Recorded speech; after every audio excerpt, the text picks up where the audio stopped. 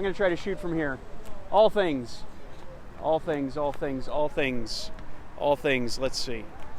Oh boy.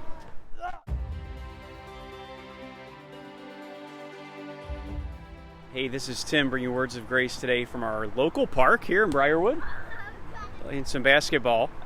I want to add to our playlist this week on Misinterpreted verses. All right. This is one that we really get close on, but just because we're close doesn't mean we hit the mark exactly. It's Philippians 4:13. Philippians 4:13 says, I can do all things through him who strengthens me. Well, a popular interpretation for that is I can do anything, right? Climbing a fence, being the highest scoring NBA player. And so we get this David and Goliath narrative into Under Armour shoes. And Steph Curry did that, right? Steph Curry has this written for years on his basketball shoes. I can do all things through Christ, right? Philippians 4:13. And for a small player, I'd say he surely lives that out.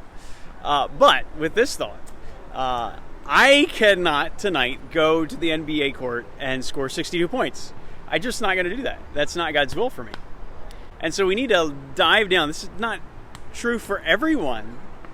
In that case, to score 62 points in an NBA game. And that's not a lack of faith. Where is that?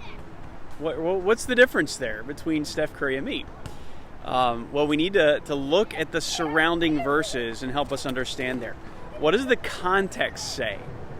That's the important rule. Context, context, context. Philippians 4:12, Paul says, I know how to get along with humble means, and I also know how to live in prosperity. In any and every circumstance, I have learned the secret of being filled and going hungry, having an abundance and suffering need. And so he's thanking them for financial support that they gave to him.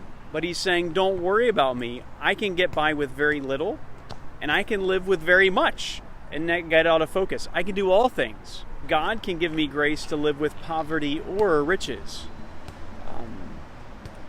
And that's the context. That is what the text is saying. In principle, we can say the Lord can give me strength to do anything He's called me to, whether that be abundance or suffering need. And the things He calls us to sometimes are huge, supernatural, right? It's saying no to sin, life-dominating sins in your life. God wants you to have victory over that. And through Christ, you can do that. All of you can do that. Times God calls us to do very difficult things, even in our life calling, in our focus and rhythm of life, that others would be impossible for them to do. We need to accept His grace to do what He calls us to. I realize that doesn't sound as romantic or high, I guess, as I'm going to be the first zillionaire or I'm going to be the best NBA player because I can do all things through Christ. And I would say this, the reason that is because we get a mistaken notion that what Christ wants for me is not as good as what I want for me. I can do all things that God calls me to, and that means wealth, health, popularity. No, it might be the opposite. And I can do all those things through Christ who strengthens me. Poverty or wealth, sickness or health, popularity or obscurity. The amazing miracle of this is what we do as Christians is getting ourselves out of it and saying through Christ, for Christ, whatever He calls me to. And I realize that's not popular, but really what this verse becomes is, I want God to do all things through me. It's not, I want God to do this for me. And reality is, God wants to do this through me. And whatever it is that God wants me to do is fine with me. So I can do all things through Christ who strengthens me to do that. And you can too.